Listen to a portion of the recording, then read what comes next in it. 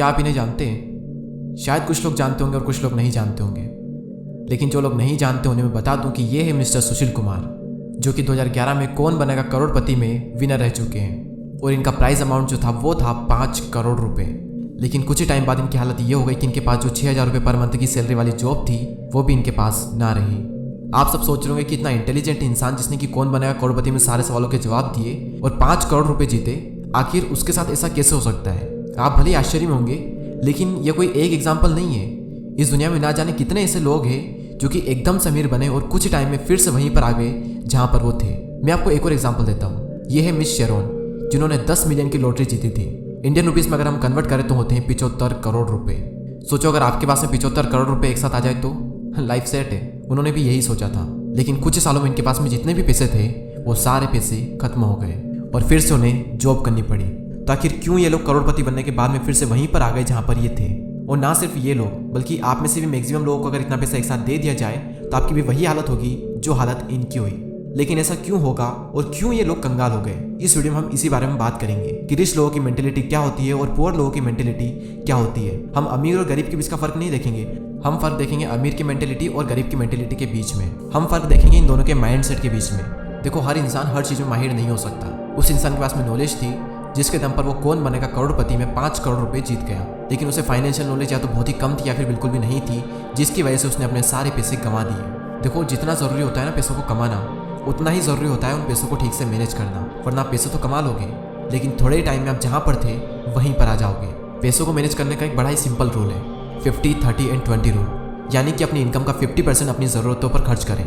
यानी कि जहाँ पर पैसा खर्च करना ज़रूरी होता है, जैसे घर, पानी, बिजली, खाना, जो बेसिक नीड्स होती है उन पर। और अगर 50% में आपकी नीड्स पूरी हो जाती है तो 30% आप अपनी चाहतों पर अपने शौक पूरा करने के लिए खर्च कर सकते हैं। अब हर इंसान के शौक अलग अलग हो सकते हैं, तो आप अपने अकॉर्डिंग अपने शौक पूरे कर सकते हैं। और उसके बाद में जो 20% बचता है उसको आपको सेव करना है। उसको खर्च करने का कभी सोचना भी मत। देखो, ज़रूरत सबसे पहले आती है, उसके बाद में आते हैं आपकी शौक और आपकी सेविंग। लेकिन अगर शौक के चक्कर में आप सेविंग भूल गए तो आने वाला टाइम में आप अपने शौक भी पूरे नहीं कर पाओगे। पुअर मेंटेलिटी होती है कि सबसे पहले अपने शौक पूरा करें, उसके बाद में अपनी ज़रूरतों पर खर्च करें। और वहीं दूसरे और अमीर लोग किसी भी चीज़ पर खर्च करने से पहले एक बार सोचते हैं कि आने वाले टाइम में इस चीज़ की वैल्यू बढ़ेगी या फिर नहीं बढ़ेगी, ये चीज़ मुझे पैसे कमा कर देगी या फिर मेरी जेब से पैसे निकालेगी। और अगर गरीब मेंटेलिटी वाला कोई इंसान होगा तो उसके पास में थोड़े भी पैसे होंगे ना, तो वो शॉप करने में सारे पैसे बर्बाद कर देगा। महंगे फ़ोन खरीदेगा, महंगे शूज़ खरीदेगा, महंगे कपड़े खरीदेगा, इन सारी चीज़ों में वो अपने पैसे बर्बाद कर देगा। और वहीं रिच मेंटेलिटी वाला इंसान एक बार सोचेगा कि क्या मुझे इस चीज़ की ज़रूरत है? 15,000 के फ़ोन में मेरा काम चल रहा है, तो क्या 1 लाख वाले फ़ोन की ज़रूरत है? क्या इन पैसों से ऐसी चीज़ खरीदी जा सकती है जो कि मेरे जेब में पैसे डाले? कैसे इन पैसों से पैसा कमाया जाए? तो आई होप कि आपको मेरा पहला पॉइंट समझ में आ चुका होगा कि अमीर लोगों को पता होता है कि कैसे अपना पैसा मैनेज करें और गरीब लोगों को पता नहीं होता है कि कैसे अपना पैसा मैनेज करें। सेकंड पॉइंट यहाँ पर यह आता है कि अमीर लोग जो होते हैं वो अपने पैसों से भी ज़्यादा अहमियत अपने वक्त को देते हैं। पैसा जाए चलेगा, लेकिन टाइम कभी नहीं। मैं आपको मेरा एग्जांपल देता हूँ। अगर इस वीडियो को बनाने के लिए scripting, research, voice over, video editing, thumbnail बनाना, सबटाइटल ऐड करना, ये सारे काम अगर मैं अकेला करने लग जाऊँ तो शायद मेरे लिए 2 चैनल्स को हैंडल करना पॉसिबल नहीं होगा। इसीलिए थंबनेल बनाना, वीडियो एडिटिंग करना, सबटाइटल सीखना, ये सारे काम मैं दूसरों से करवा लेता हूँ। भले उसमें पैसे लगेंगे, लेकिन उसमें मेरा काफ़ी ज़्यादा टाइम बचेगा और उस टाइम का यूज़ करके मैं काफ़ी सारी नई चीज़ सीख सकता हूँ और आपके लिए ज़्यादा वीडियोज़ भी बना सकता हूँ। और गरीब मेंटेलिटी वाले जो लोग होते हैं वो इससे ऊपर पैसे नहीं लगाएंगे।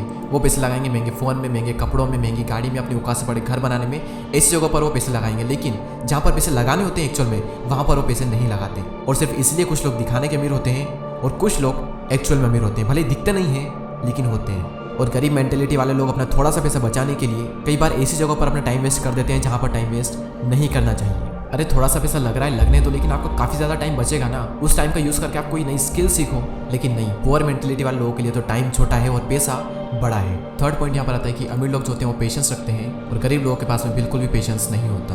देखो, अमीर बनना बहुत ही आसान काम है, लेकिन बहुत ही जल्द अमीर बनना बहुत मुश्किल।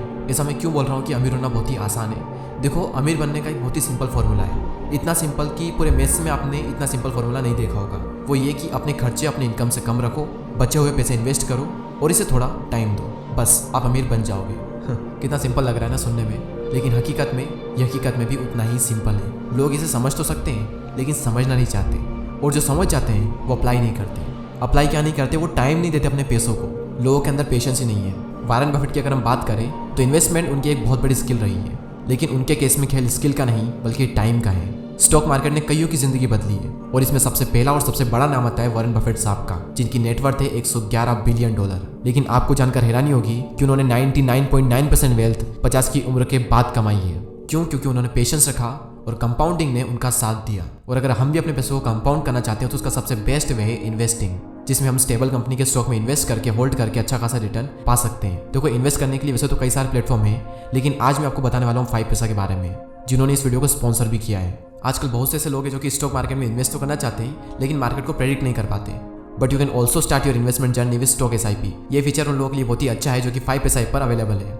5 पैसा पर आप स्टॉक की छोटी छोटी क्वांटिटी वीकली या मंथली बाय कर सकते हो। स्टॉक SIP बहुत ही आइडियल है लॉन्ग टर्म इन्वेस्टिंग के लिए। स्टॉक SIP के बहुत से बेनिफिट्स है, जैसे कि आप कितने भी क्वांटिटी किसी भी मंथ पीरियड में बाय कर सकते हो और आप बहुत ही कम क्वांटिटी से भी शुरुआत कर सकते हो। 5 पैसा ऐप के साथ में स्टॉक SIP प्लेस करना बहुत ही ईजी है। यूजर स्क्रीन पर स्टॉक SIP चूज करें एंड स्टार्ट करें। आप जिस भी स्टॉक में इन्वेस्ट करना चाहते हैं उसे सेलेक्ट करें। उसके बाद में SIP अमाउंट, टाइम, फ्रीक्वेंसी और ड्यूरेशन अपडेट करें और आपकी स्टॉक SIP शुरू हो जाएगी।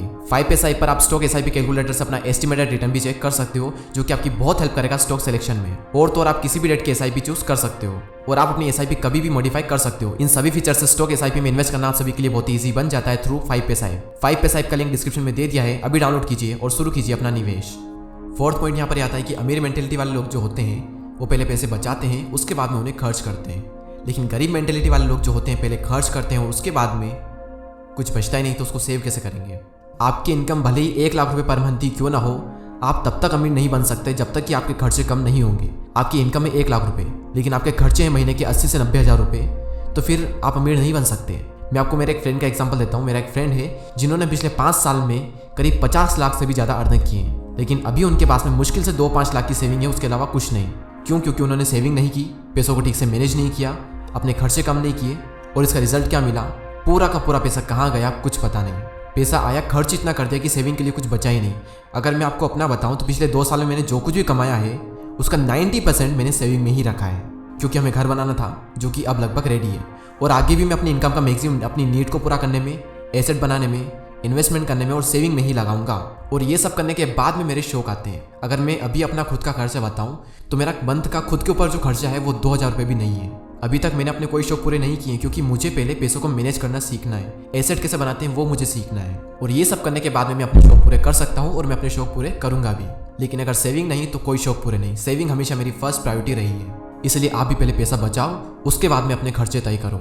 और फाइनली सबसे बड़ा जो फर्क होता है वो है सोचने का। अमीर लोगों का ग्रोथ माइंडसेट होता है, वो बड़ा सोचते हैं, और वहीं दूसरी ओर पुअर मेंटेलिटी वाले जो लोग होते हैं वो सोचते भी छोटा है, करते भी छोटा है और एट दी एंड उन्हें मिलता भी छोटा ही है। और पूरी जिंदगी इस तरह से गुजारने के बाद में 4-5 लोग इकट्ठे हो जाते हैं और तरह तरह की बातें फैलते रहते हैं कि सारा खेल नसीब का है, कि सारा खेल नसीब का है, जो नसीब में लिखा है वो मिलना ही है। अगर आप भी ऐसी चीज़ों में विश्वास रखते हो तो आज एक काम करना, भोजन की थाली अपने सामने रखना और हाथ भी मत लगाना उस थाली को। अगर वो खाना तुम्हारे नसीब में होगा तो खाना खुद चल करके तुम्हारे मुंह में आएगा, लेकिन तुम्हें उसको हाथ भी नहीं लगाना है। तुम्हें सब पता चल जाएगा कि कितना बड़ा हाथ होता है एक नसीब का और कितना बड़ा हाथ होता है कर्म का। देखो, किस्मत भी उन्हीं का साथ देती है जो किस्मत पर नहीं बल्कि मेहनत पर विश्वास रखते हैं। तो चलिए अब हम उन सारे पॉइंट्स को एक साथ देख लेते हैं। तो पहले पॉइंट में हमने बात की थी कि अमीर लोग जो होते हैं उन्हें पता होता है कि उन्हें कैसे अपने पैसों को मैनेज करना है, वहीं गरीब लोगों को ये पता नहीं होता है और इसीलिए कई सारे लोग एकदम से करोड़पति बनते हैं और फिर से वहीं पर आ जाते हैं जहां पर वो पहले थे। सेकंड पॉइंट में हमने बात की थी कि रिच मेंटेलिटी वाले लोग जो होते हैं वो अपने टाइम को अपने पैसों से भी ज़्यादा वैल्यू देते हैं। थर्ड पॉइंट में हमने बात की थी कि अमीर मेंटेलिटी वाले लोग जो होते हैं उनमें पेशेंस होता है, बल्कि जो गरीब मेंटेलिटी वाले लोग जो होते हैं उनमें पेशेंस बिल्कुल भी नहीं होता है। फोर्थ पॉइंट में हमने बात की थी कि अमीर मेंटेलिटी वाले लोग जो होते हैं वो पहले पैसे बचाते हैं, उसके बाद में खर्च करते हैं, लेकिन गरीब लोग जो होते हैं वो पहले खर्च करते हैं और उसके बाद में कुछ बचता ही नहीं। और फाइनली लास्ट पॉइंट में हमने बात की थी कि जो सबसे बड़ा फर्क होता है वो होता है सोचने का। और ये बात मैं फिर से कह रहा हूँ कि किस्मत भी उन्हीं का साथ देती है जो कि किस्मत पर नहीं बल्कि मेहनत पर विश्वास रखते हैं। तो उम्मीद करता हूँ कि आपको वीडियो पसंद आया होगा। अगर पसंद आया हो तो लाइक ज़रूर करें और ऐसे ही और भी वीडियोस को देखने के लिए चैनल को सब्सक्राइब करके बेल आइकन को प्रेस करें। मैं आपसे मिलूंगा अगले वीडियो में, तब तक के लिए जय हिंद, जय भारत।